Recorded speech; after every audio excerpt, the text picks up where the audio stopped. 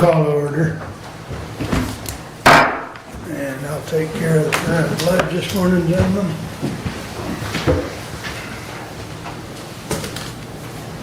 Dear Lord, help us to make good decisions today and good discussion, and also please keep all the folks in the southeast in your prayers, and hopefully they can work through this tragedy. Amen. Amen. Pledge allegiance To the flag of the United States of America and to the republic for which it stands, one nation, under God, indivisible, with liberty and justice for all. All right, thank you. Public comment. Anyone wish to address the board at this time? Seeing none, we'll move along. I thought we had minutes on the consent agenda. There was. It is. It's not on the printed. The printed is just a summary of the, Correct. that's on the, it's published on the, I would move to approve the consent agenda as Support. presented. Moved and supported. Any additions or corrections to those minutes? Hearing none, all those in favor signify by saying aye. Aye. Opposed, same sign. Regular agenda, entertain a motion to approve. Move to approve. Support. Any additions or corrections? Hearing none, all those in favor signify by saying aye. Aye. Opposed, same sign. All right, that brings us to standing order, I believe. Yes. Bond council. Am I ahead of myself? no, you're good. Right where you need to be. All right. And Stephanie, I don't know if you want to introduce Andy and Eric. You guys are muted, so can you hear us? Yep. How are you doing? My name's Andy Campbell. Can you hear me? Yes, sir. Yes. Yeah. All right. Well, so we've got Eric as well. Good morning, Eric. Good morning. Can you hear me? Yes. Yep, thank you. So, also joining us on the webinar is Rich from Motorola, in case we had any questions Okay. come up today during Motorola. So you guys are here to talk to us about the bond levy that the voters approved in August and our steps and processes going forward with that. So we can issue that bond, and I believe we've got some resolution that we're going to be talking about later on here. So who wants to take the lead? I'll start and then I'll turn it over to Eric because he's got probably more to talk about. But on the financial side, so again, Andy Campbell with Benzinski and Company. We've helped the county for a number of years on issuance. So we are a financial advisor on the bond issue.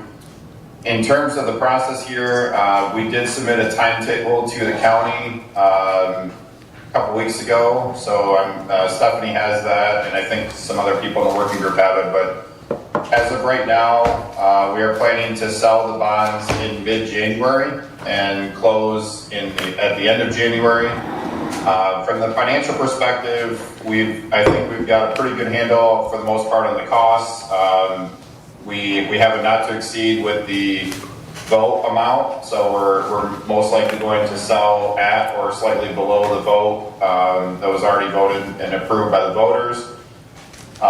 Market's looking pretty good and pretty stable right now, so as of right now, we're in a good position to hit the market in a couple of months, and kind of just waiting on finalizing all the costs and making sure that we have the right borrowing amount for the county and that everybody's happy with the project scope and going out to bid. So from the financial perspective, everything's in good shape. My team, Erica, who is working with us on the project, is starting the drafting on the official statement, which is the official bond document for the sale. Those processes will take place here in the next couple of months and kind of before the holidays, and then we'll sell after the holidays. Happy to take questions, but that's really it from the financial side. It's in pretty good shape, and we're starting everything going forward here.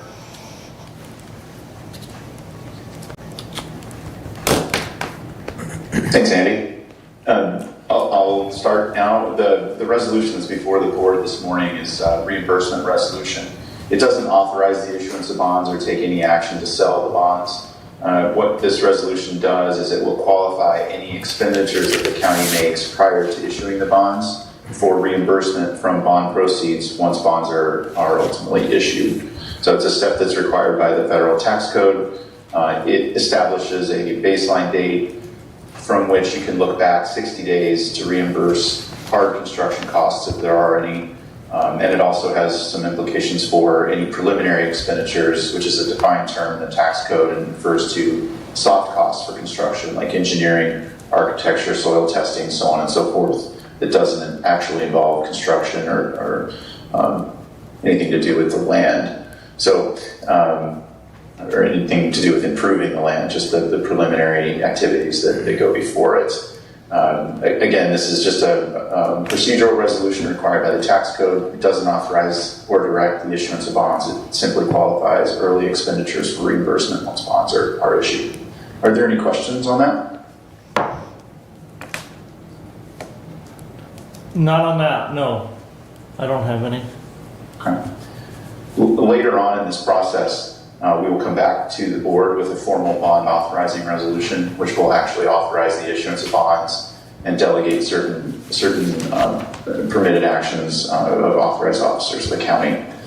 It'll establish the parameters of the bonds, and then we'll go forth and sell the bonds in accordance with the schedule that Andy's team has prepared. And Eric, I know one of the things we talked about on our conference call here a couple weeks ago was the one item holding up proceeding with the issuance of those bonds is the real property, the real estate where those towers that we're going to own are going to be located. Can you? That's correct. And we can't proceed with that until we have at least a purchase agreement on that real estate?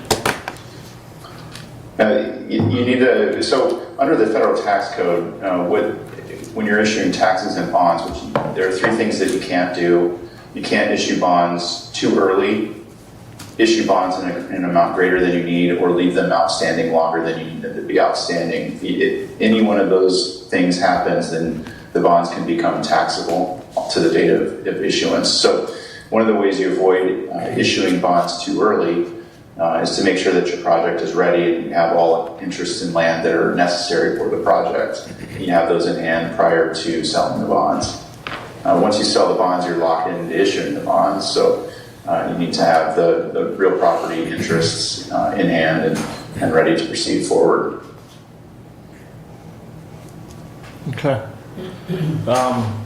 I asked that again because one of the questions that came up last week in a conference call with Motorola was that when the state of Michigan issued bonds to build their numerous sites across the state, they didn't have all of those properties located at that point in time. Is it just different because of the size there that they were able to? Well, what drives my advice is the ability of the county to meet established spend down schedules that are in the tax code. So once you issue bonds, you have to incur a binding obligation to expend 5% of the bond proceeds within 6 months. You should have no problem with that. Then you have to spend 85% of the proceeds within 3 years of the date of issuance. If there is an extended delay in acquiring real property interests, then you might not meet that 85% expenditure test, which makes the bonds taxable to the date of issuance. Okay. They become arbitrage bonds at that point. So generally, the process is to acquire the real property interest that you need to construct the project, so that you aren't delayed in spending the proceeds on the required spend down schedule, or violating that second prohibition against issuing more bonds than you need.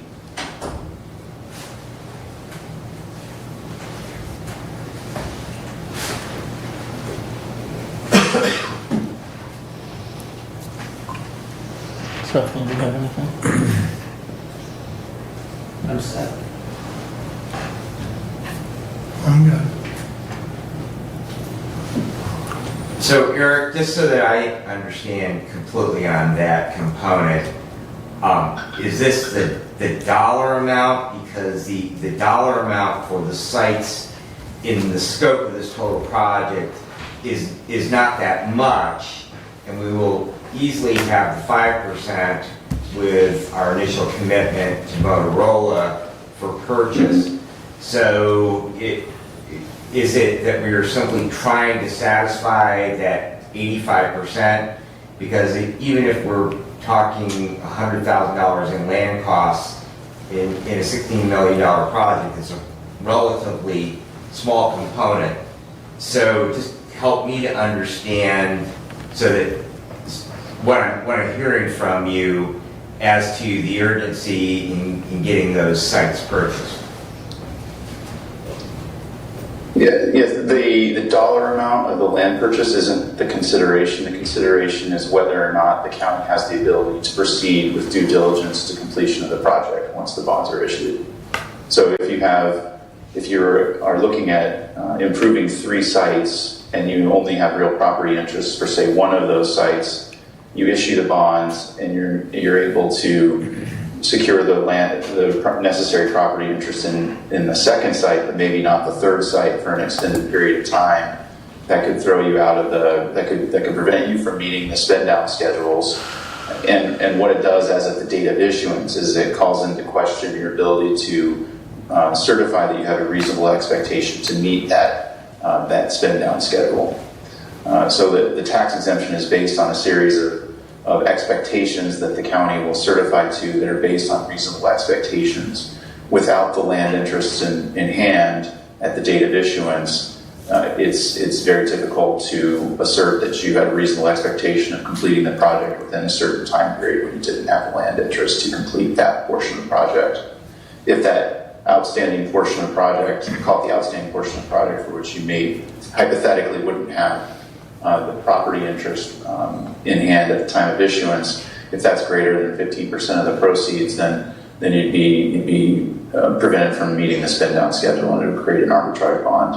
Also calls into question your reasonable expectations as of the date of issuance. That's why that's what is all supporting my advice that the county have the real property interest in hand before it issues several $1 million worth of bonds. So that issuance date, then we're looking at issuing in January. So we would need to have that real property in hand prior to that issuance date. Is that correct, then? Andy, I think you had the sale date in January?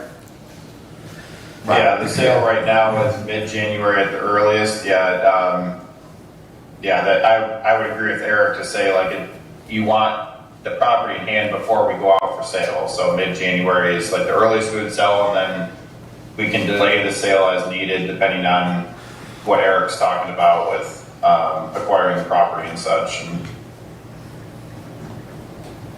But realistically, You don't necessarily have to own the property. You just an interest to improve the property and use the property for the life of the bonds. okay. Okay. Anyone else got a question? I think we're good for today, gentlemen. Thank you. Yep. Andy, we'll let you get back to vacation. Oh, okay. All right. Yeah, I'm currently sitting in the parking lot of one of our clients, but we got a conference up in Frankenmuth we're going to, so Oh, appreciate the time this morning, and don't hesitate to reach out if you have any other questions. It's typically easiest if you go through Stephanie, and she can filter the questions to us and the responses, but don't hesitate to reach out if something comes up about the process or financials from here. all right. Very good. Thank you all. And same for me, if you have any questions on any of the legal documents that I send to you or the process going forward from a legal perspective, also reach out to me as well. Thank you. Thank you. Thank you. Yep, thanks everybody. Yep. All right.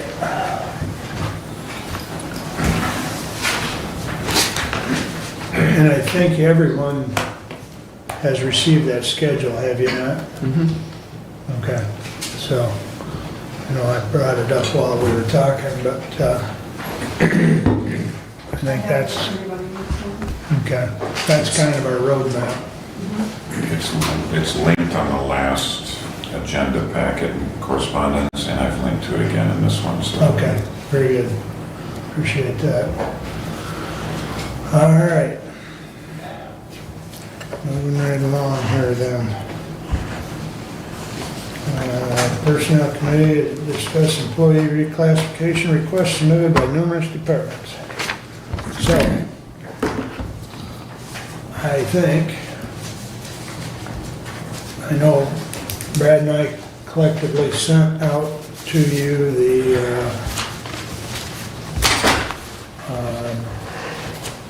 reclassifications that we had received. Yeah, This is a revised one, okay. because I don't think, some of them I don't think had made the list that you had sent back originally. You are correct They on were, that. some of them were submitted late. Well, this doesn't have that, or does it? Yep. Okay.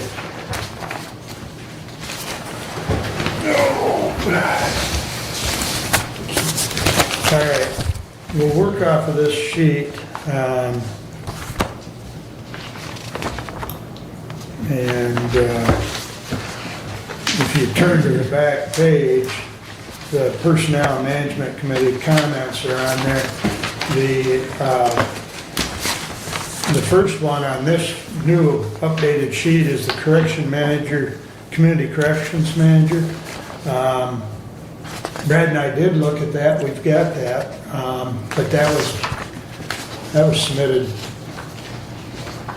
I don't even remember when, but it was. I think it was one of the first person we got. Yeah, it was one of the first ones we got, and we had discussed it. That's, I mean, first of all, Mark Katz is doing a wonderful job. It's helping the courts. It's, I mean, there's a lot of good things going on, but if I recall correctly, Brad, and feel free to chirp in, but we did not feel that, seeing how that position was created new within the last year, and it hadn't even fulfilled a full year yet, that we just didn't feel it needed merit of bumping it already. I mean, go ahead. That's, I believe, is what we discussed, yes. Okay. And for clarification, is that an hourly, is he an hourly employee Yes. or salary? Yeah, no, it's an hour. It's hourly, yeah. Okay. I mean, there was no debate as far as whether he deserved it or not deserved it. Just the focal point on our discussion is that position hasn't even been there a year yet. So is there any questions on that? I mean, we denied it, so if you want to write that in, that's what we did on that one. Going down the list, you want to address the next couple, 3 or 4 there, Brad? The clerks? So basically, with the clerk's request, our recommendation was that these positions were all studied as part of the wage study. Department head's position was they were incorrectly graded, that the scope has changed, and that we felt that the overall, that the study was done correctly, that there are implications if we say that the study was done incorrectly, then you could then state that the study was done incorrectly globally across all departments and county. We feel those positions were part of that, they were done accurately, and there has not been any significant change in the duties from when the study was done, and so therefore we felt that they should stay on the schedule that they were originally placed on. And to echo that, that was part of our discussion on several of these, as will indicate going forward. But, you know, we paid good money for that study. The study hasn't even been in place a full year. And so that came into play in our discussion on several of these. So, I Go know, I'm not seeing it here. The clerk's office had requested for the creation of a new position called a deputy clerk elections because of the potential plan changes in the, Yeah, it's and the not, staffing responsibilities there with the pending election of a new county clerk and changing job responsibilities good there within catch, the office. because we did approve that one. But That's- only as a Okay, part-time. well, Yeah. all But right, as so a- budgetary, Come on, Derek. personnel-wise, you guys think that the position should be created. Budgetary, I would say, when we talk part-time, full-time, to me, that's a budgetary issue Right. that Right. should be, Okay. that should come up with the budget discussion, whether, Okay.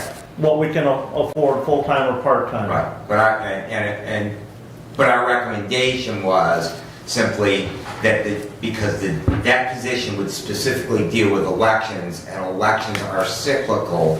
In other words, that in a year such as this, where we have a presidential primary, we have a state primary, and then we have a state general election, we have a significant burden in that office where, or in that position, and there is a wide variety of things. Whereas in an odd number year, like we will encounter next year, we won't have a presidential primary, we won't have a statewide primary, we won't have a statewide general election. There may be, we have regularly scheduled elections, and there is a certain amount of training in that department. But that was the thought that went into, And along with that. and maybe Derek took that off because we are talking about reclassifications, and that is a new position creation description, so. Yeah, I just wanted to provide a little bit more clarification on the sheet that is in front of you. So, as you know, the request came into the Personnel Committee. I think last week, all of the requests got forwarded to me. So that was the first time I really had all of them. Okay, But what I tried to do was create a sheet that only addresses employee classification Okay. changes. Yeah, okay, okay. There's a lot of nuance if you read the handbook and the policy that was passed. And there's a lot of things that get intermingled into employee classifications, like when you're creating new positions in this scenario.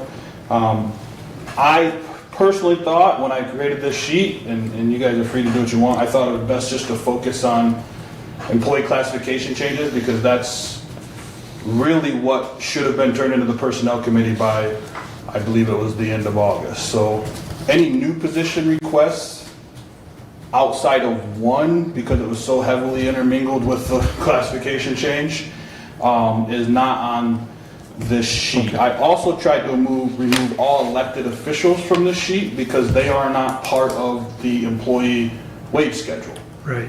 I see I missed one. There is one on here though still. So you can talk about that here if you want, or you can solely focus on employee classification changes. So if you have any questions, let me know. Okay. Thank you, Derek. All right. Well, so I guess we'll leave that up to the Budget Committee, but we did recommend on the sheet that I sent out, that elections clerk be a grade 3, step 1, and approved it for part-time, but we'll pass that to budget. So,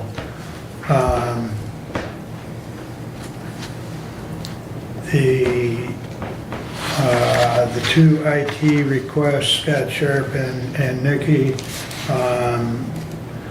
we denied that, and if I recall correctly, we denied it on late submission. Late submission, and then I believe some of the other components were to address the new overtime requirements. Right. And the reasoning behind that, the increases in the wages for that. We really don't know what those overtime, we know what the requirement is under the statute, but we really, because of that they are salary positions, we really don't know we don't have any tracking documents as to what there will be. And so to have that significant of a change in the pay for that position without actually knowing, we might be far better off by changing them to a salaried position, and then that would, the overtime then would just be based on their salary. But we really, at this point, we don't have any way to know what that would look like. And didn't we get a sheet of potential? We did. Overtime. Derek did produce those. Yeah, and I think that was the other thing, that we just wanted budget to deal with that. Right. Because of the overtime issue. You know, if it was felt that they needed to be bumped up, then that would be a budgetary decision. Does budget concur? I will tell you, budgetarily wise, those are two that we are severely looking at because of that issue. Especially, you take Scott, and you know that salary threshold for exemption is $58,656. You know, based on where he's currently going to be at next year without any adjustment, that's $58,059. So we're $2,000 away, $2,600 away from that figure. But if we don't bump him up, we're going to pay him $42.30 for every hour of overtime that he works. Right, right. And, you know, that IT department is very vital to the security and protection of county data and county systems. Derek, do we have any history on, like, say, overtime that we've paid? And I'm talking particularly IT. No, because they've been salary, so they've not had, and that's the other thing. Are we going to lose productivity I see what you're saying. by them now having to track Yeah, okay. overtime? And So if we they don't get called, have it. and if they get called in after hours, Which happens. we're going to now have to pay overtime for that. I guess those two, I'm glad budget's looking at, because it's, And again, it comes back to, we felt that budget was the best place for those things, where it would have the least overall impact on the county's financial position, was to what we did with classification with those, because the scope of what they're doing really hasn't changed. It really is that the federal overtime rules is what have changed. just a minute, Doug. Derek? I just want to point out Nikki's scope. Nikki's scope has changed. There was additional information on, I did not see a revised scoring on that, but I did see changes to the job description on Nikki's responsibilities as well. Correct. Just a minute, Steve. Go ahead, Doug. So, specifically talking about Nikki, the job, and looking at the handbook is very clear in stating that, in writing to the Personnel Committee, what job duties have changed or what experience has been accomplished by the employee. Right. So in this particular case, the job complexity has changed, job title change as described here, and specific training to accomplish that.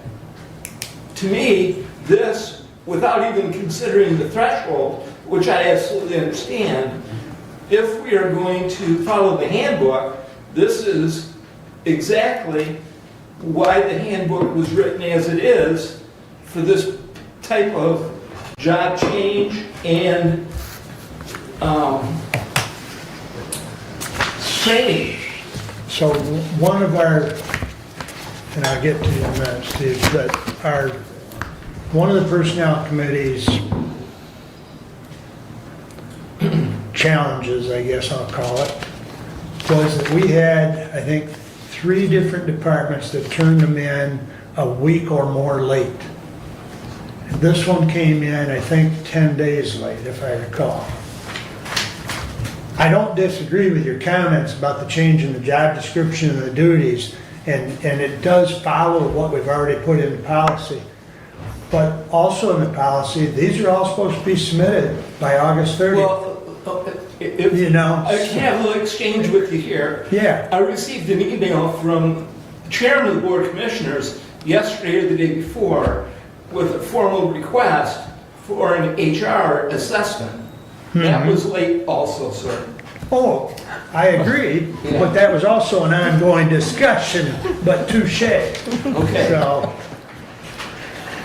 go ahead, Steve. Well, the IT department is faced every day with new challenges, and in the environment that we live in, I think it's a critical department because of the environment we live in, everything is changing rapidly, and they're faced with all these challenges.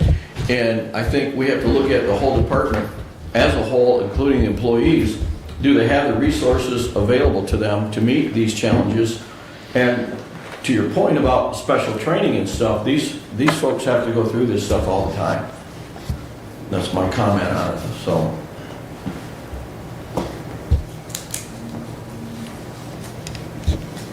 Okay, any further discussion on the IT positions?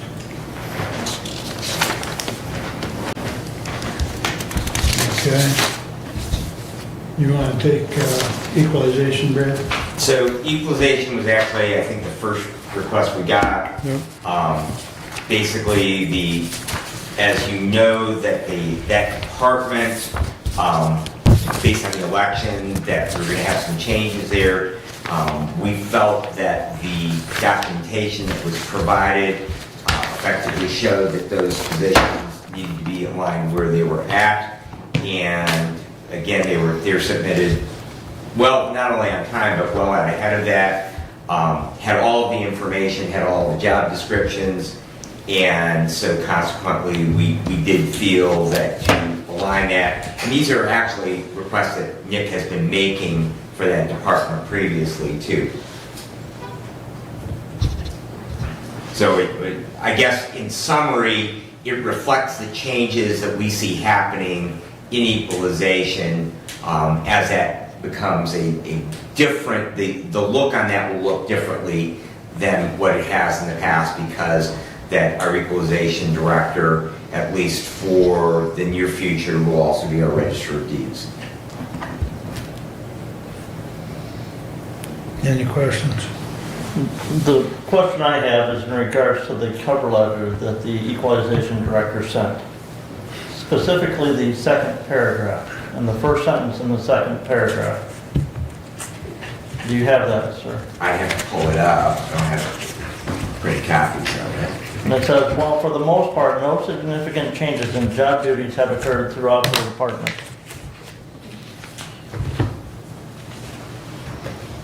Okay. And I go back to the personnel handbook, and Commissioner Ingles just read that. Department heads requesting a change shall submit in writing to the personnel committee what job duties have changed in the given position that changed the complexity level of the position to such a degree that it requires a grade change, or what experience has been accomplished by an employee that changes the employee's ability to do their job to such a degree that it requires an increase in staff. The department head himself said there's been no changes in job duties. Now, he did inform the budget committee that this appraiser free position he had had on the books for quite a while in his office, but that was not part of the classification study done by Mr. Notley last year, which I wonder why, because, you know, we had requested all department heads submit all job descriptions, all positions, whether filled or not, for grading on that classification study by Mr. Notley. That was not done. And so we currently have two appraisers positions there, an appraiser 1 and an appraiser 2. So we're, in essence, this request is to create an appraiser 3, which would then elevate, you know, the director would like to elevate the one appraiser to that position. But again, the cover letter is what I have the issue with in regards to how it complies with the personnel handbook. Okay.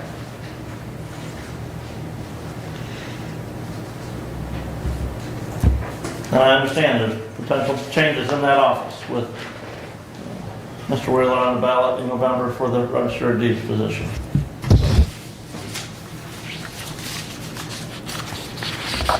What would be your recommendation as budget chair?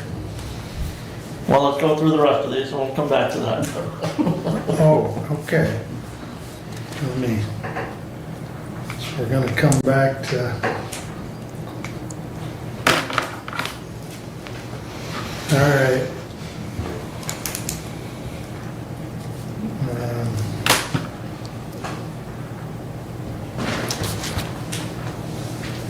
Okay, the next one that I see on this sheet that Derek handed us was janitorial, Deb Metzger. We didn't approve it. We didn't feel that it met the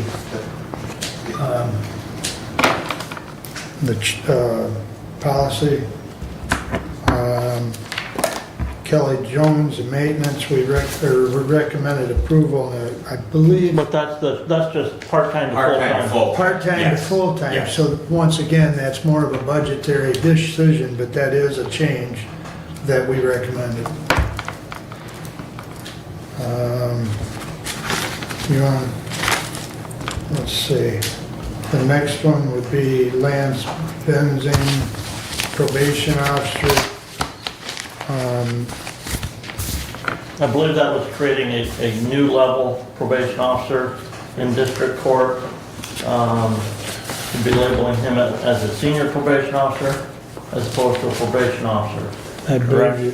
Well, I believe that we were told that it was incorrectly labeled, that when the classification study, that he was already doing the duties of a supervisory or senior probation officer, and that was not part of the wage study. We simply referred back to that we were going on the basis of the work that Mr. Notley done. The information that was provided to him, because his work was only as good as the information that was provided to him. And so therefore, our recommendation again was that the salary study should stand.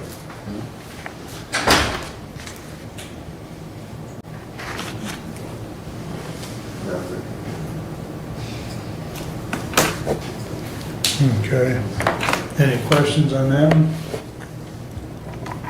The next two in district court, deputy clerk 2 and deputy clerk 2. Those are court reporters. Yes. And that they are working through a certification process, and our recommendation, again, going back to the idea that when an employee adds additional certifications that are required for the position, that would constitute the proper reasoning for a change in classification. And so those individuals, once they have received those certifications as certified court reporters, then we were in line with the classification being changed on those, or at least the classification being changed. And I believe the spreadsheet that I sent to everyone should have read contingent upon completion of CEO or CER, correct? Correct. Yes. Okay. And we also recommended that be added to their job descriptions. Seeing that, okay, because in reviewing this, I did not see a new job description for that position, which is also a requirement of the personnel handbook. So that was, That was to be submitted, the current job description and the changed job description. correct. So we've got to follow up with them, assuming this gets changed, and that's got to be, yes, it wasn't submitted as a requirement. That's a requirement that Brad and I would like to see added. That's a requirement in the personnel handbook right now. No, I'm saying we discussed that it be added to the job description, that certification be completed in order to, receive that type of increase for that position. So that going forward, someone that hires in there does not receive that same grade and step until they complete those. Well, and and district court has done some of that already. They currently have a position graded as a grade 5, step 1. Yes. But the person that's in that position was hired at a grade 4, step 1, I believe. Maybe I'm wrong on that. I think that's right. Because they didn't, when they hired in, they didn't have the certification, and so the judge, you know, and I know the judges said that they're required to have a court recorder. Mm-hmm. But I don't see where we receive additional compensation from the state by having 3 court recorders. Yeah, I don't think we do.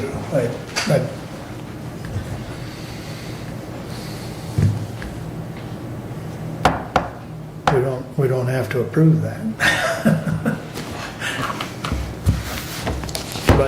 But to the And I guess discussion that, on these two, you go know, ahead. The redundancy factor, again, you know, we talked about IT and the integral part. If they have to have a court recorder and employees are absent for whatever reason, and again, we look at what the state is requiring, we now have, or at least we'll have in February, where employees can call off and not face any penalty or consequence for 3 days. So we need to have redundancy in the case of those courts, because court isn't going to happen if they don't have a court recorder.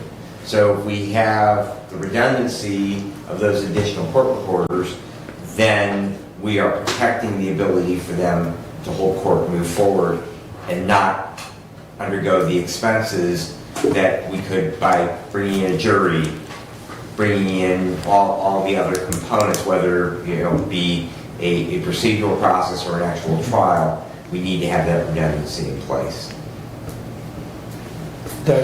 Also, if you have 3 courts running at the same time, you need 3 court reporters.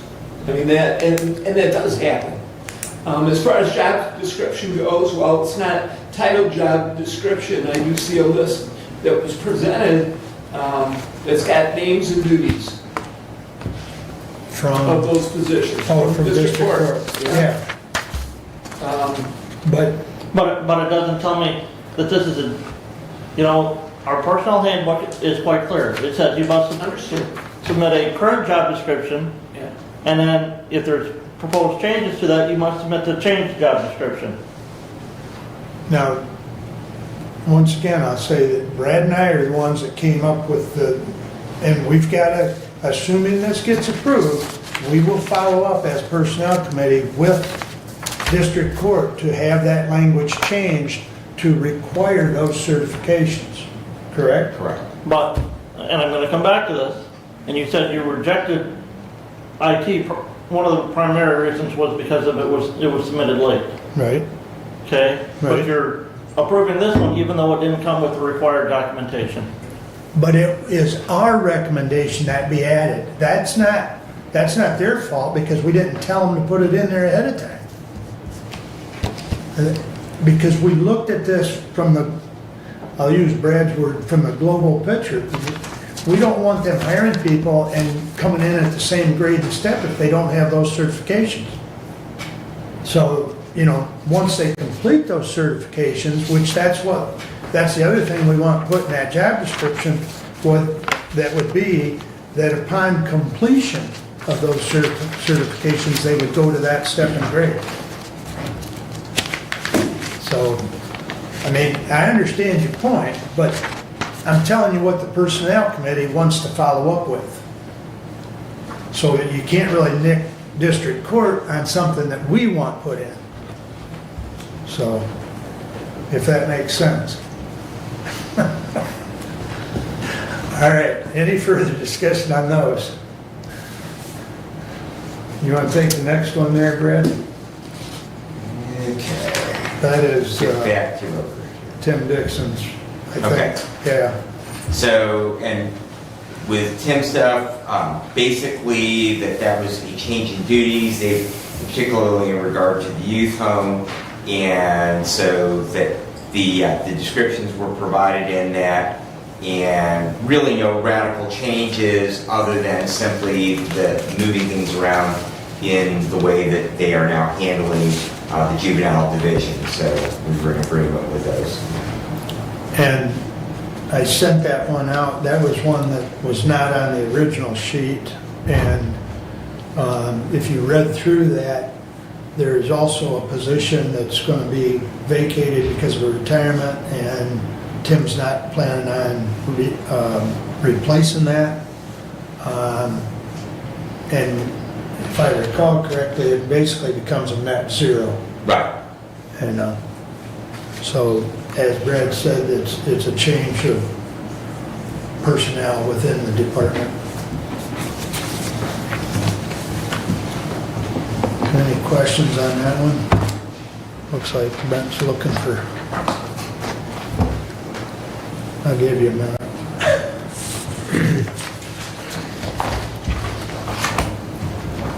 And you felt it was justified raising it 3 grades?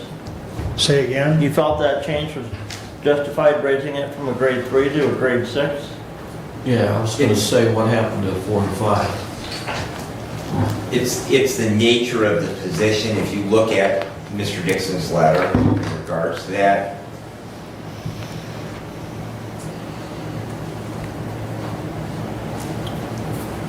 Yeah, Jack would be taking on more responsibility, and that's what we took into consideration on that. But I don't see the reclassification, the regrading scale. To make sure that it fits in, you know.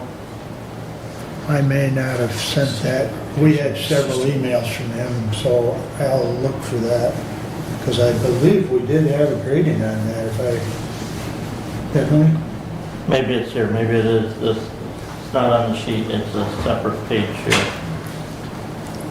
Converted into an Excel type page.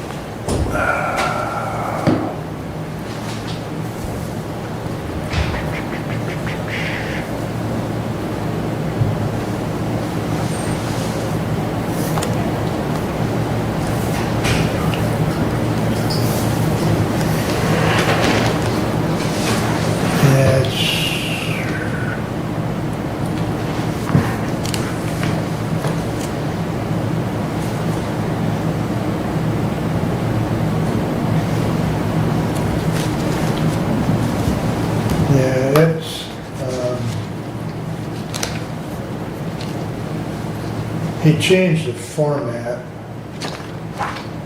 and sent it to us in that original email. It's, It's page 4 of that. yeah, page 4 of 20.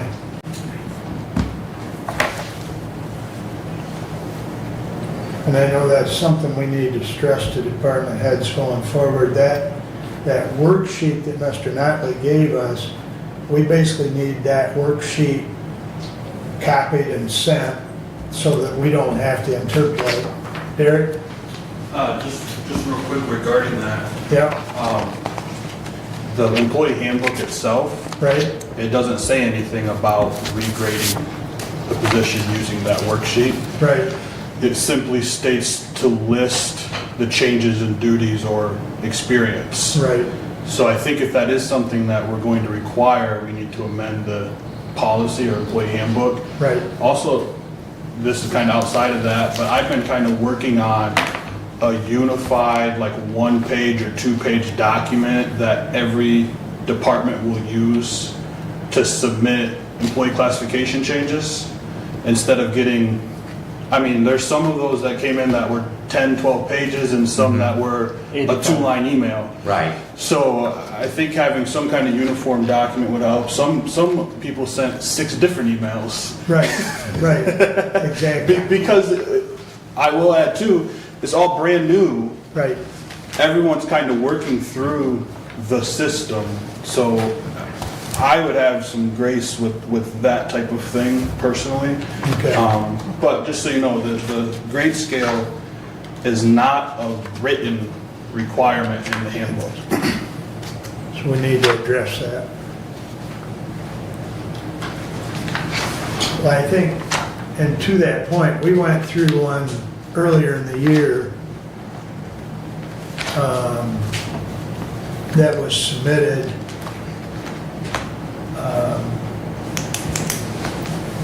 by Judge Lisney that came to us that had a new scoring sheet, a new job description. And that's really what we need to look at, is we need that type of format where we've got the scoring sheet. And as you say, this is the first year we're working through this, so Personnel Committee will have to work on cleaning up that policy so that it's spelled out more clearly what we're looking for. So, all right. So the position that Jack Thelo has at the youth home, we did recommend approval on that. Is there any more questions or discussion on that one? And, also the other thing is that when we talk about, jumping from a 3 to a 6, you also need to look at the steps on that. So in other words, it's not jumping from, and currently it would be one back from, because the 2025 is a 5, it's a 3, 4 right now. And so actually the change is to a 6, 1. So you have two components. You have the grade and you have the step. So we're saying, the scope of the duties for that position and where we classify at is going up because there's additional things that they're doing, but the step has actually been walked back on that. Mm-hmm. Well, and to that point, Brad, if you look at it, it's less than a $2 increase. It's $1.64. So, I mean, when you talk grades and steps, it sounds a lot different, but it's not, because of the way it was positioned. All right, any other discussion on that one? The prosecutor's office submission, we did not consider the 2 because they were, that was, the first 2 we left up to budget. The other ones that were requested, the other 3, there again, we felt that Mark Notley got it right. And that's what we were looking at, and looking at if there was any significant changes from what Notley had wrote up. So, any questions on those? So we didn't approve any of those. Go ahead, Doug. There was a case investigator. That's a new position. That's a new not position. reclassification. Yeah. Okay. And we did recommend approval on that since you brought it up, because of what we've seen, for instance, with community corrections, same type of scenario where that case manager investigator would assist in, kind of streamlining the process. The only comment I have is the one position you said, the first 2 that you didn't look at, personnel handbook does require board approval to hire somebody in at a position above the step 1. Which ones are you talking about? Well, you And talk prosecuting about attorney. chief assistant. Yes. Chief, So, okay. right. So that does require board approval to hire somebody into that position at above a step 1. Because the personnel Right. handbook says a vacant position shall be filled at the same grade level as when the position was last occupied. New hires shall be hired at step 1 of the respective grade associated with the position. Et cetera, yeah. Again, other than without board approval, so. Right. And looking at it also, that we have really wanted to emphasize as management and personnel back to the department heads, that the steps really need to be implemented. They're not to be used as a method of adjusting the classification for a position to hire an employee that you want to hire. So in other words, if a person is a new hire, then they need to come in at the step 1. So the position is classified, that's the duties of it, and they need to come in as a step 1. So, and the only exception to that would be an employee that is transferred from one department to another. So I guess in that particular discussion, I'm okay, if Brad's okay, if budget brings that back to the board for recommendation and or approval.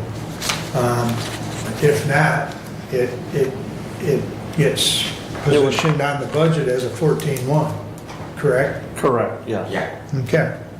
I mean, we'll leave that up to budget because, It shows 2 here, but it would technically be a 14-1 because the person in that position is leaving that right, Correct. the first of the year. It's an open position, so. Gonna okay, finish the last couple here and then we'll, yeah, we got, according to, I think we've only got 2 more categories, so we can finish them up and then get busy with Andy. Brad, do you want to take the next 2, please? Alrighty, so we're down to drains at this point. Yep, drains and So- building. So, and again, going back to the deputy director in that department, part of the reasoning and rationale behind that was, again, the overtime threshold. Our thought, honestly, in that position was that if there is overtime, it is currently a salary position, that the costs for that are built back to the drains. And so therefore, that may be a position, you're giving me a no. down on the, In other words, if that position, they are called out for an emergency position, that would be the rationale behind overtime. All right, they're not going to have overtime for any other reason than an emergent issue with a drain, I would believe. I've got to let me double check the statute on that, Commissioner, because I know the drain commissioner specifically has spelled out that it's to be paid from the county general fund. Same thing with deputy. Yes, cannot be billed to a drain. That cannot be built to a drain. So the Just drain to make- commissioner just and to the make his deputy employees. are, the drain commissioner and the deputy are funded directly from the county general fund. Okay. That's correct. Okay, so that is information that we did not have. Thank you, Matt, appreciate that.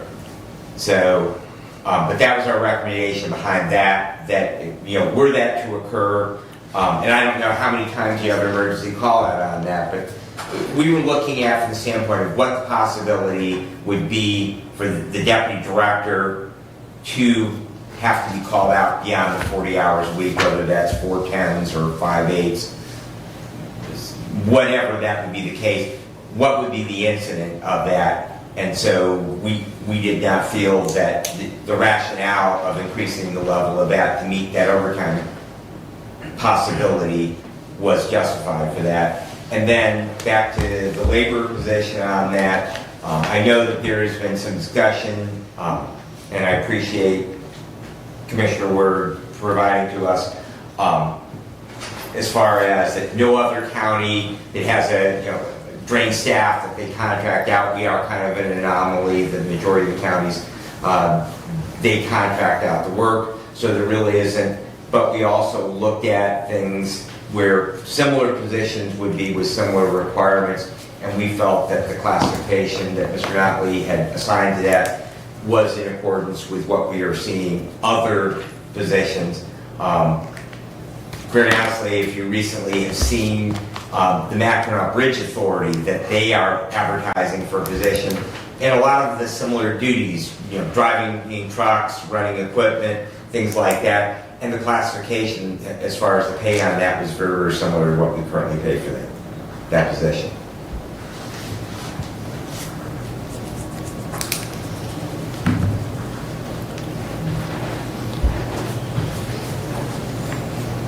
Okay.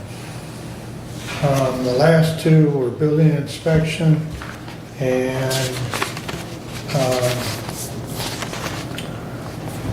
we did have a fair amount of discussion on that, but at the end of the day, we felt Mr. Notley had got it right.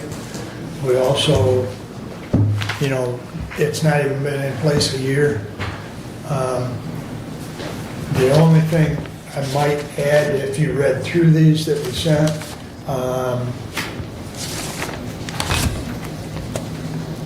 I don't know if you all got the building inspection, because that was handed to us. On the day of our first meeting in Yeah. September. We didn't have a digital copy of it, I don't believe, but the one argument for Ray was that there's a change in, or should be a change in the job description, and there was a job description change submitted because of the fact they handle soil erosion, and that was never part of Mr. Notley's. Mr. Notley had put soil erosion duties under drains, and drains doesn't handle it. So we did not recommend anything on that, but there would be an argument for raise to be changed based on that. Now, it was submitted late, but to your point, and to Derek's point, we need to be a little lenient here in the first year. So I guess what I'm saying is I would be, what's that? It's okay. But I mean, personally, I'd be okay with changing raise based on the information that we received as far as the change in duties on, soil erosion was not part of his original job description. So, and I think everybody knows we take in a fair chunk of money and duties in that. So, depending on the year. That is very true. It varies from year to year, but I guess that'd be my only comment. Brad, if you've got any comments on it. No, and in that case, that you're changing the grade and actually reducing the step. So from that standpoint, that Which is consistent with the policy that we adopted, that says that when somebody moves up a grade, they move to the step closest to but above the wage that they are Right, currently yeah. at. Correct. yeah, So it does comply to that. yes. Correct. Okay. And this is something that we're gonna have to work through this as well, as currently what we have here shown is grade 10, step 6, which is where he would be at as of January 1st without any changes. And it's projecting to get over to grade 11, step 5. One thing that we haven't addressed is, do we go to that or do we go to grade 11, step 4? Because that, we're not seeing that current wage where he's at in 2024, we're seeing what's projected for him to be at in 2025. That's something that we haven't, Well, the nuances of these changes haven't worked all the way through Oh. processes yet. We are still on a very steep climb of the learning curve with this. Yes. So, and I guess for what it's worth, I would say that, this is recommended correctly based on the fact that he would step up. So you go to that next. Yeah. So, but that would be, my recommendation is to move Ray based on that, since we've already, I think, established that we need to have a little leniency this first year, this first go-around. But the other one, I don't think is justifiable.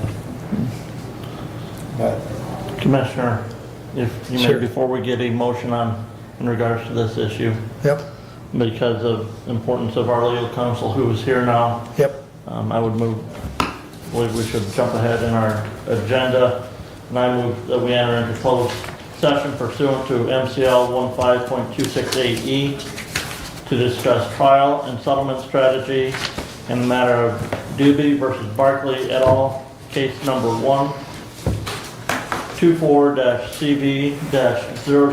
124-CV-00570- Henry Yankee Jack Robert Sam Kite, pending in the Western District of Michigan, because discussion in open session will be detrimental to the financial position of the county in the defense of this case. Support. Go ahead, Ray. I'll support it. Yep. Okay, Abe, do you want that in I writing? got it. I already sent it to him, so he's got it. He was just gonna copy and paste it in. And for clarification, we need the treasurer. We need the treasurer and legal counsel here. And I also would like Kevin to stay. Objection. He's not a term, but this is, I would say He's not it's not sworn right in. now. Okay, I would say, this is not going to affect the future, that this is something that is as of right now, so I would That's agree fine. with that. okay. agreeable. All right. We're still on YouTube, so. Right, we need to vote. All Roll in call. favor? I'll- Yes. That would have to be. Thank you, roll call. Yeah. Thank you. Commissioner Ingles, Yes. Commissioner Langus, Yes. Commissioner Wiley, Yes, Commissioner Benton, Yes. Commissioner Langer. Yes. passes 5-0. We'll holler to y'all when we're back in session. Thank you.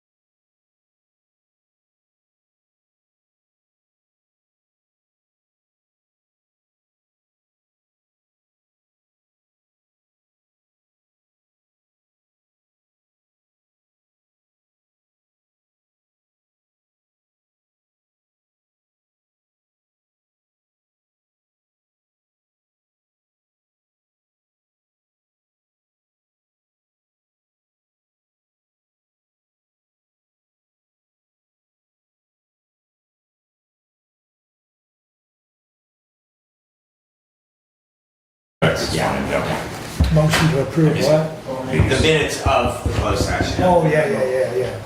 That's why I read them. Correct. All right. Labor relations. Oh,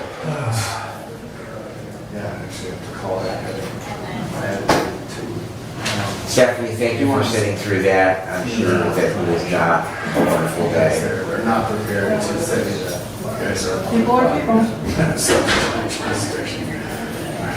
Okay. Curious if Sheriff Parker knows about any of What's this. your son in the letter to the governor? Probably not a whole lot, but still. is he still local? Yeah, he's sitting in as a trustee for Allen. He was appointed to fill a vacancy and he didn't want to run, so he's just doing it to the end of the year. He has a place up north too, so he kind of splits his time between there to go to court. But it's also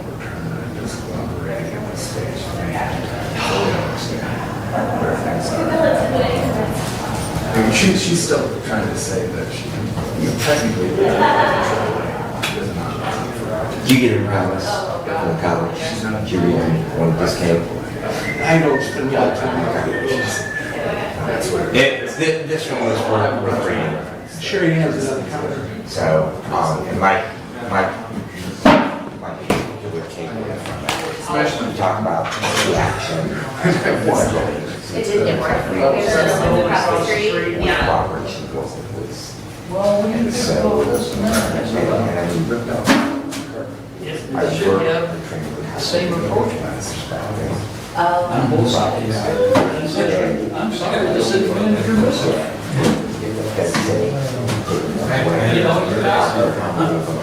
You should have it, right, but if the city manager did approve it, And that's my. Then you should have, you should have. That's his fault. I ripped off the carpet. So,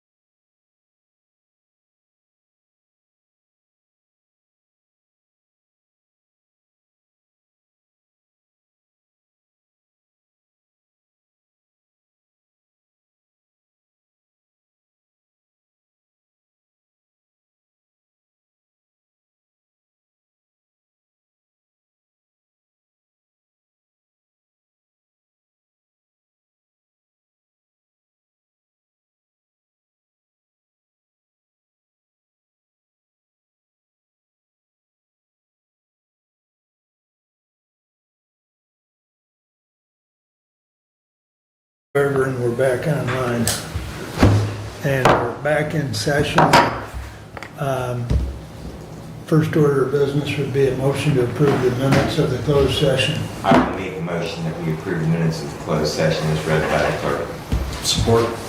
Moved and supported. All in favor signify by saying aye. Aye. Opposed, same sign. All right, that's taken care of, thank you. Do we have anything to further discuss on the reclassification item? Or did, we finished going through them, is there any further comments? Hearing none, we'll go to the next item, which is under the budget committee. So I will just take, am I taking that right, there's no motion? Then, so the board is not taking any action on any of those? Well, then, I guess that's what I'm asking. We went through the ones that the personnel committee approved and Well, the passed along. Personnel committee recommends it. Right, it's a Recommend. recommendation to the budget committee from the personnel. No, it's to the board. 'Cause the Well- policy says that it has to be, any changes have to be approved by the board. That's true. So, So do we, is there a motion? are you gonna make one? I'm gonna leave that to the personnel committee. Well, go ahead. So I will make a motion that the board accept the recommendation of the management and personnel committee in regards to the reclassification of employees as discussed. And I'll support that. Any further discussion on the motion? Point of order, I have an amendment to make to the motion. We're taking- Well, we have to have the motion on the floor first and then you can Okay, amend it. that's what I need to know. We're taking those en bloc, Correct. everything. Correct. And then we can beat it up as we see fit, but we have to have a motion to move forward. So Brad made the motion, I supported it. Now, Well, okay, so now we can discuss it, yes. yes, so now we can discuss the recommendations that we have recommended. And And is it proper now to do an amendment to the motion? yes, So my amendment to the motion would be to add subject to approval of the budget committee. I don't know if we even need to vote on that. I'm friendly with it. I'm friendly with it as well. We add that to the language of the motion. Did you get that? So I'm going to do a friendly amendment to the motion without any voting on it. Correct. Okay, can I state the motion as I had it originally? Motion that the board accept the recommendation of the Management and Personnel Committee in regard to the reclassification request as discussed. Yes. All right. And then you got Doug's friendly amendment. Friendly amendment to add subject to approval by the Budget Committee. Is that sufficient?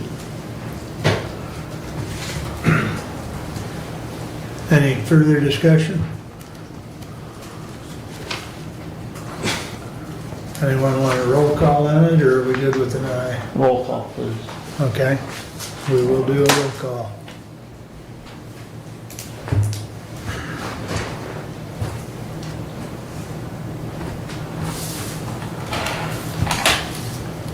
Commissioner Lanius. Yes. Commissioner Wiley. Yes, Commissioner Benzing. Yes. Commissioner Leininger. No. Commissioner Ingalls. Yes. passes 4-1. All right, moving along. Mr. Budget Chair, do you want to take the two resolutions in front of you? We will do the first one here, Resolution 24-098, to the Honorable Board of Commissioners. We authorize that $150,000 be transferred from the general fund to the revolving drain fund by journal entry in 2024. Said amount will be repaid by journal entry in the general, to the general fund. Mr. Avery keeps things from popping up on my screen. To the general fund in the year of 2025 after the 2024 taxes have been collected. I move for adoption. Support. Discussion. And again, this is to provide the general fund, or to provide the drainage revolving fund money to operate until those drain tax revenues are collected by the treasurer and dispersed to the drain revolving fund. Into the drain funds themselves that then repay it back to the drain revolving fund. Is there any questions or comments? We'll do a roll call, please. Commissioner Wyman, Yes. Commissioner Benson, Yes. Commissioner Leininger, Yes. Commissioner Ingles, Yes. Commissioner Lanius. Yes. Passes 5-0. Please continue. Okay, do we want to read all of Resolution 24099? I would ask that we dispense with the reading of the entire resolution. I would move for adoption of Resolution 24099, which was presented to us by our bond legal counsel to make sure that we are able to reimburse from the bond proceeds any expenses the county incurs prior to the issuance of the bonds in relation to the construction and acquisition for the 800 megahertz radio system. And I would move for the adoption of the resolution. Support. For our viewing audience, it is online, it is in our packet, it is over 2 pages in length, and that's why we have dispensed with the full reading of it. And a lot of it is just required language. Correct. And then, and again, as per the discussion earlier today, this simply allows us to expend funds before the bonds are issued and then be reimbursed from the proceeds of those. Correct. Mr. Chair, Yes, ma'am. I have received a bill, Yes? and I need to know when I should pay that bill. Well, we need to pass this resolution first, and I would say, and then we can talk about that. Discussion of that. Yeah. Yeah. We'll vote on this and then we'll get to that That's stuff. fine. Okay, is there any further discussion on 24-099? Roll call, please. Commissioner Benson, Yes. Commissioner Leininger, Yes. Commissioner Ingles, Yes. Commissioner Lanius, Yes. Commissioner Wyman. Yes, passes 5-0. Now, Stephanie, if you would, please come to the podium so we can address that issue. Last week, I believe it was a $585,000 startup for, I believe it's Motorola. I just Okay. know when I should pay that. And we have 45 days, but I don't know if you want me to later end or middle or, I would, and I guess one of the things I would request is there a way that we can get it signed up with ACH, with Motorola, to transfer that directly? And I would wait till the last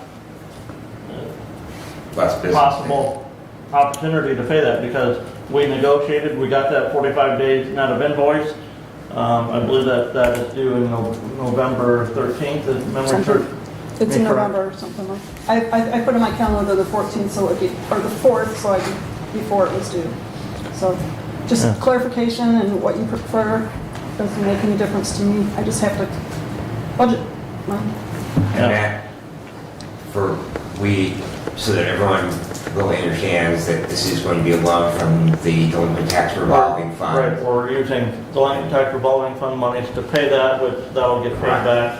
And also, one of the things we didn't talk about when the bond council was on earlier today is that generally when you sell a bond, you have an interest payment before 1 year's up on that bond. And so generally our bonds are set up with payments in October and May. Okay. And or so, April and October as or well. April and October, right. And so, probably next October, if we issue those bonds in January, we will use funds from the delinquent tax revolving fund as well to pay that interest that'll be due in October, because we won't have levied and collected the millage on that 800 megahertz radio system at that point in time as well. So we're basically following up with a journal entry that takes it out of the millage dollars and replaces it Yes, to that it'll be delinquent paid back to the tax. delinquent tax revolving fund. Okay, okay. And both those expenditures, this one now and, that interest in, Well, yeah, And this it one would will also come out of the add bond. that the 911 board does have a savings account as well, and so they do have funds in that the treasurer has on deposit in CDs with them. So there are funds most likely available there that would be potentially available to cover that interest payment. We may have to do some calculation on that, Commissioner. Yeah. Right. It's a lot more than the tax money interest would be. Yes. I don't even have a clue what that interest would be. Yeah. Okay. All right, Until we get so, those bond rates, we don't know exactly what that is. I understood, but we have $400,000 accounts in we have 2 CDs and about $400,000. So they do have some funds there as well. And that obviously would be repaid back from those proceeds. It's not like that money's going to go away, but that is another pot of money. And I did mention that in the beginning of everything, the discussion of where that money was gonna come from, or if they had money in that. But it's not enough for the Motorola bill. No, there is not enough there. 'Cause Yeah. like you say, that's So that- 586,000. so just so that we're clear, Stephanie's got a bill for $585 or thereabouts from Motorola, and our guidance to her is to pay it with the delinquent tax fund and to wait until The due date. the new Wait date. until- And again, like I would say, I would, you know, I don't believe I have contact for Motorola to get there. well, Okay, yeah, we'll work on to get that. okay. Okay. All right, thank you. All right, real good. Thank you, Stephanie. All right. Please continue. At this point in time, I would move to go to a closed session Sorry, folks. pursuant to MCL 15.268D to consider the purchase of real property as is allowable underneath the statute up until a point in time where a purchase agreement is obtained. So, Will support that. and I'm going to ask Director Whitaker and Stephanie and Kevin to join us, and Tommy Deputy Director Tommy could stay too. Tommy as Yeah. well. Stay. So,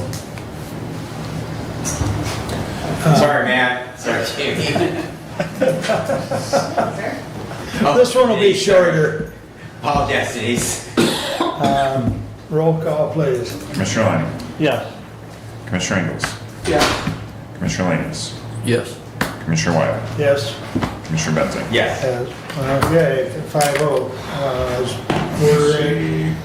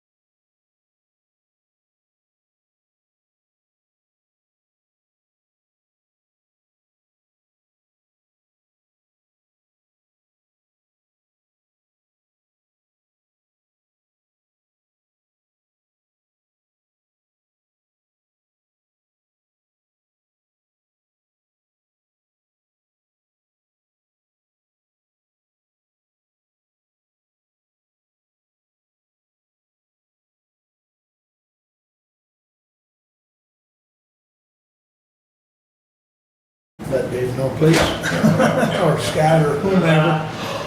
All right, We're up, we're paying attention. all right, real good. We're back on the camera. Ain't this fun? It's not even a regular meeting. Welcome back. Yeah. Hello, bye, hello, bye. This is, all right. Motion for the Move minutes? to approve the minutes as discussed for the closed session. Support. All in favor, say. One of them. All in favor, signify by saying aye. Aye. Opposed, same sign. All right. I would move that we authorize the budget chair and the 911 director to move forward with the purchase of a potential negotiating a purchase agreement for a potential tower site as discussed in the closed session. Support. Any discussion? Hearing none, all in favor, signify by saying aye. Aye. Opposed, same sign. All right, Sorry, I'm famous for this. Who supported that? I did. Okay, I'm so focused on getting words. You're fine. All right. We're up to public comment. Anyone wish to address the board? Sure, I'm active. Thank you. Good morning. Almost afternoon. Oh, it's 11:26, you're correct. You're right. Yeah, just pick it up. His stomach's growling. For Mr. James's benefit, my name is Jamie Wisniewski. I work at the prosecutor's office. The board will recognize that I will be the elected prosecutor beginning in January, and so obviously have direct knowledge and information regarding this budget cycle and the preparation of that budget. And so I'd like to address the board regarding that and some of the statements and resolutions that were passed here today. So I would first start by saying that I am aware that the study was done, the employment study, and what its contents contain. However, at the time that the resolution was passed by this board, back when the study was completed, that study actually was not sent in full to any of the departments or its heads prior to the passing of the resolution which adopted it. And so that created some inherent problems in the fact that there were some underlying issues in some of the scoring that existed at that time that we were unable to address prior to its passing by this board because we didn't know what the scoring was going to be or what categories had been utilized by this gentleman or any of those things. And so directly I can speak for my office. After we received that study, right after the resolution was passed, we sent out communications to board members, commissioners, regarding appealing some of the concerns we had related to the scoring in those areas. And we did not receive any kind of response until sometime later when we were told no appeals would be accepted to those classifications or the scores, and that we could then take it up during this budget cycle this year. And that has obviously happened. My office, like I said, I can only speak for ourselves. We did send in a request this year, as the board has acknowledged and went through, and I am very concerned that there is this rhetoric going around where we're saying, well, we're relying on the scoring of this study. However, as I've already noted, there were inherent problems in that study as it existed. I can speak for myself and our office in the fact that PAC-PAM puts out a study every year that lists every county that responds, which is usually every county, talks about their employees, talks about the pay, talks about everything in there in a very nicely printed out spreadsheet, and that was provided to this gentleman when he did it. But despite very many conversations with him, providing that about what my office does, how it functions, the individuals in it, there were still problems. Specifically, I can think that he conflated two jobs, which I proposed in my proposal this year, be drawn apart, that being our paralegal and office manager, because the office manager position is a fluid position and should not have been paired with the paralegal position. And this board has now said, well, we're not going to even address that, we're just going to accept it as is. That's problematic. I don't understand how this is happening, because we are having this situation where we're saying we're relying on this study, but we've not given the people actually doing the jobs a chance to address the fact that the study was faulty in its findings. That is the problem. And so I'm very concerned that this is happening. Additionally, the study itself addresses, we're going to grade jobs, but then there's going to be this continuum of steps. And the steps are not commensurate with years of experience or time at this job. And we have a problem now where everyone, for the most part, has been placed in step 1, despite their experience and training. So you have now placed individuals in my office who have experience and training of 5 years or more as if they were new hires. If I had to replace them today with people who have no idea how to do the job, based on the study, which is what that says that should be, someone who has, the skills but maybe little training to do this job, if I had to replace them today, we would pay that person, we would replace them with the exact same amount that they are being paid right now, which is just ridiculous. That makes no sense. I have a person in my office who has 14 years of experience getting paid as if they were a new hire. That makes no sense. The study itself recognizes this is a continuum of experience and training. So we cannot rely on the study when it is convenient and ignore it when it is not convenient. So that is a problem. We address the fact that now we have problems with the actual positions objectively. I have problems with the staff assignment subjectively based on their training and experience. And we're just creating a system where we're going to continue to rehire untrained staff. We're going to encourage a system of turnover if we're not paying people for their experience, because the only people you are going to get are people who are inexperienced, who need training. So this is going to cost the county a lot of money, a lot. If you look at studies that talk about the sunken costs of training employees, it's astronomical. I mean, if statistics are to be believed, entry-level employees, 30 to 50% of an annual salary is what it's going to cost the county just to train that person. For what? For them to leave? Because the market that we live in now is encouraging people going into the workforce to switch jobs every 2 to 3 years so that they don't get stagnant wages. This is not going to work.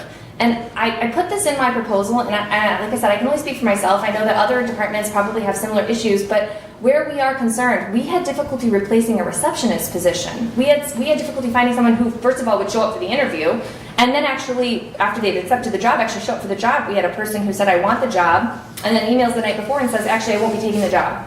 So if I had to replace more skilled staff, people who are doing more functions than just answering the phones and filing paperwork, I am very concerned about what that would look like. Would I even be able to replace them with skilled labor that is necessary to do those jobs?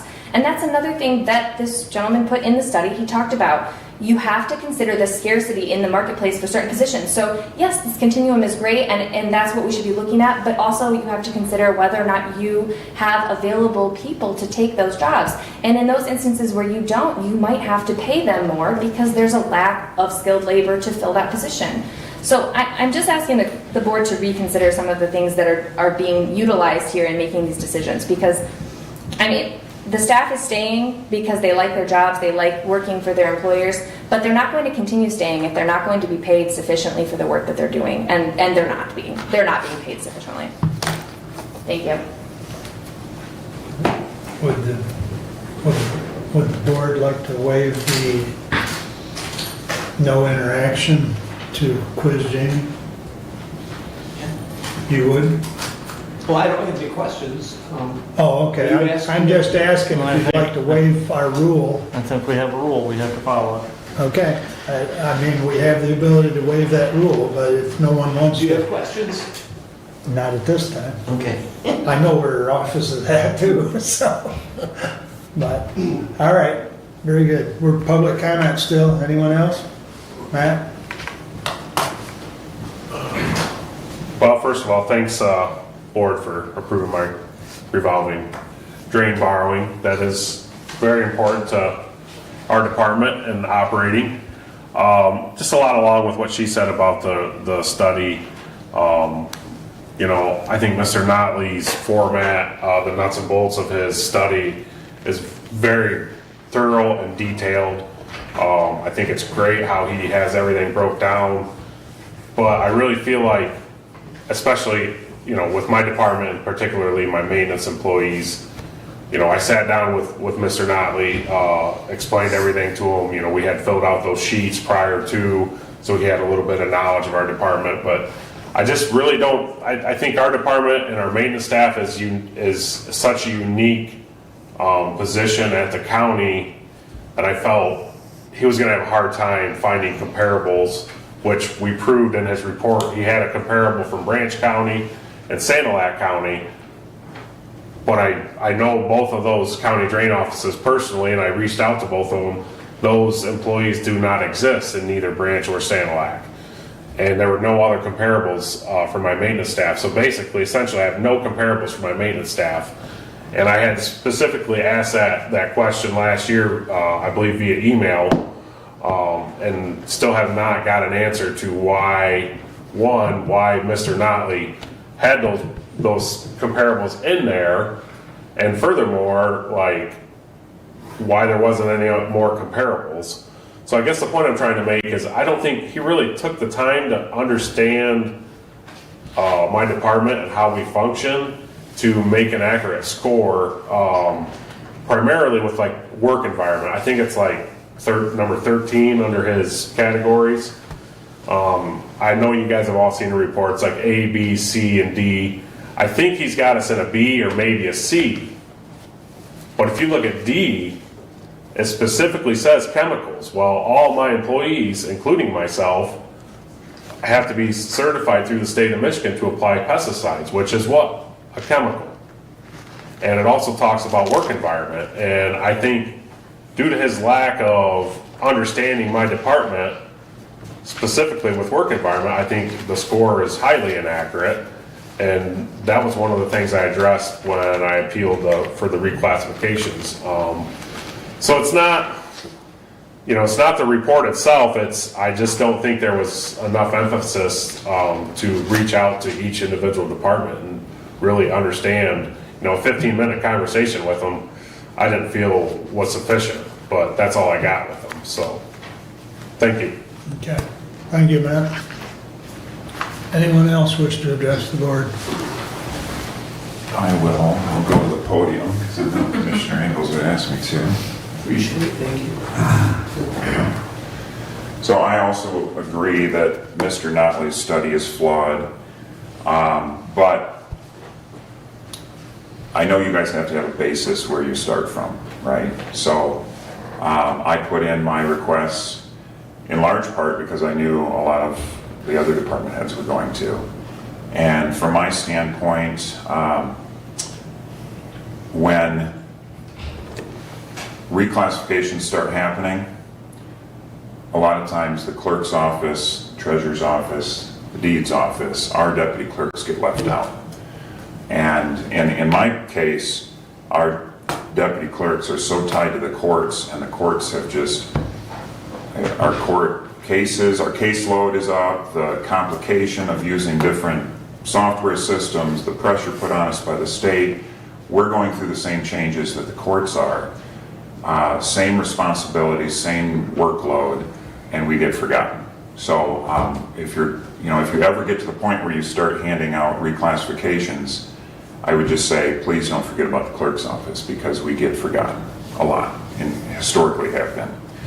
But all that to say, I think the employees of this county would be pleased if we could just have a good cost of living increase that takes into consideration the cost of milk and eggs and other things. So I know there's not enough money to fix everybody's problems, but if we can just keep that in mind, that would be healthy. And then I wanted to address my request for an elections clerk is not an additional employee. It's a restructuring. So a half-time will absolutely not work, and I think the budget chair knows that. It's a restructuring, so it would need to be a full-time, and it would be a net zero cost to the county at that because of the restructuring. So they would be doing elections more heavily in even years, but aside from that, they'd be working the counter, answering phones, vital records. They would be, to a limited extent, involved in the court process and taking in new filings and new cases and things like that. So I think that's all I have. Okay, thank you. Anyone else? All right, we'll run around with additional business. Anything, Brent? No. Steve? Debbie? Brad? I just wanted to share, because I shared this at department heads meeting. I asked Eric for some numbers, And with the step increases, those step increases are granted that are in our wage schedule. And this would be not just our regular employees, but this would include our bargaining unit employees as well.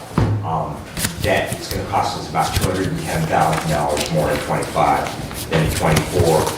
And if we were to grant, and we have not discussed a number yet, but if we were to grant a 3% inflationary cost of living, as the deputy clerk said, that would cost us about another $134,000. So, in addition to that, that's not general fund employees. not all general fund employees, correct.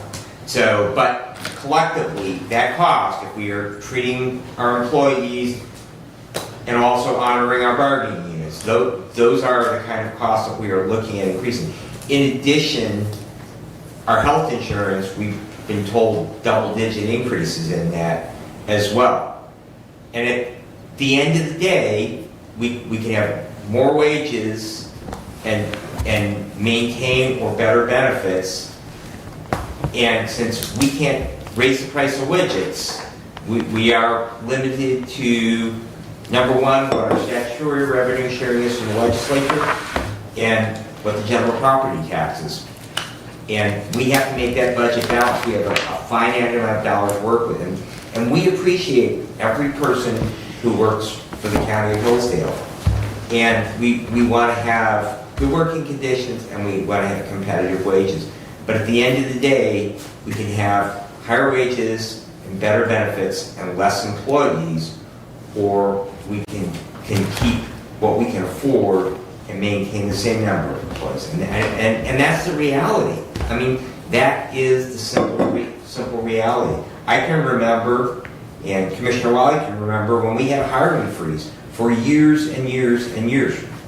And it was simply because we could not add more employees. And we basically allowed now department heads, when someone leaves, to replace that position. If it's budgeted, we've allowed them, we've removed that hiring freeze.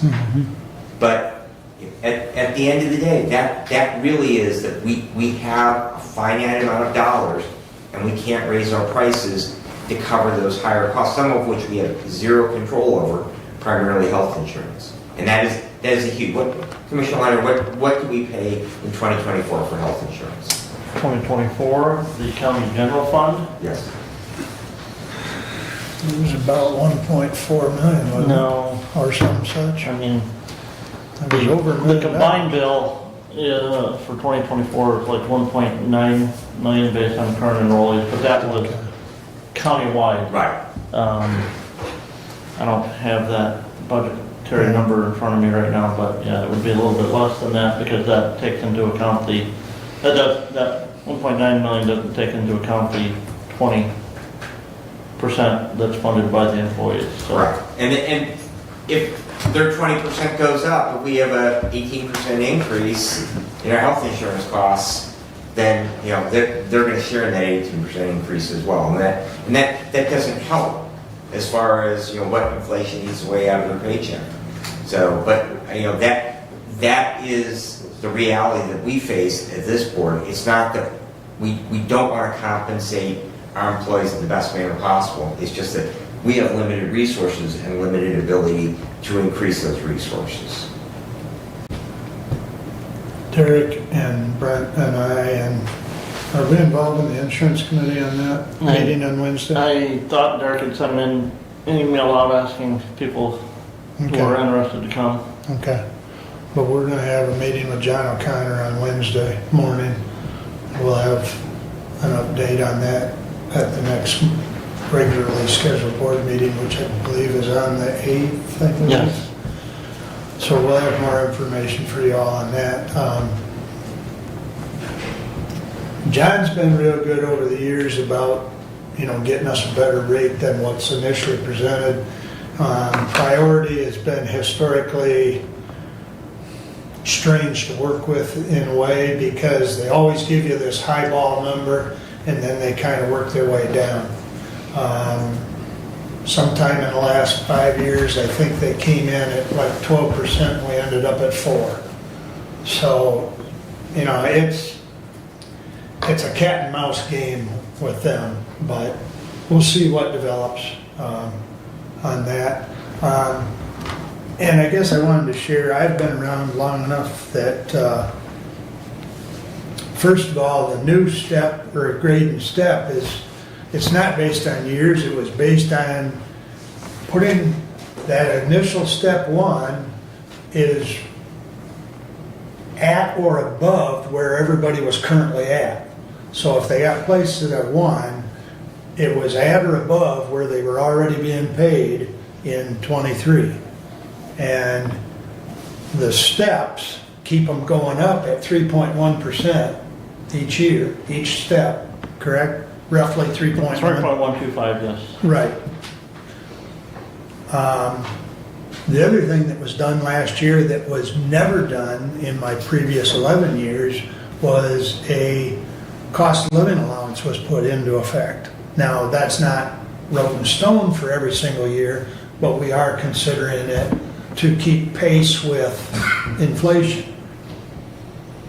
I guess the other comment I wanted to make is when we had the SEIU, and I know SEIU members can appreciate this comment, they never saw 3%. Well, I won't say never, but it was very rare.